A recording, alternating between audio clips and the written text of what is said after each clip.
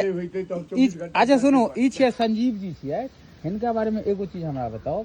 लोग हम के चीज बड मेहनत क के आई कर्मयोगी है। हाँ, वो गैस एजेंसी मालिक जितना नहीं कमाता है उससे ज्यादा वो कमा रहा है, लेकिन मेहनत कर रहा है ना। I have always felt pride of you.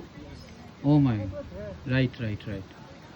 हम उसमें घमंड करते हैं कि मनुष्य को ये होना चाहिए। हाँ। उसने एक दिन बोला हमसे कि भैया रात नहीं रही थी तो हम 24 घंटा गैस से बांटे। नहीं, कोई यदि कहे कियो यदि कहता त ई छै अपन मेहनत अपन दम पर में जे छै 57 को सिलेंडर बेचली त आपकी बेचली अपन तीनों ने बजली 57 को बेच के लिए। तो भाई अहाँ मेहनत, दुनिया जे कहै छै संजीव कुमार छै, अहाँ मेहनत करै छियै। हां, ओकरा प्रैक्टिस भ गेलै। हां, ओकरा ई प्रैक्टिस भ गेल छै।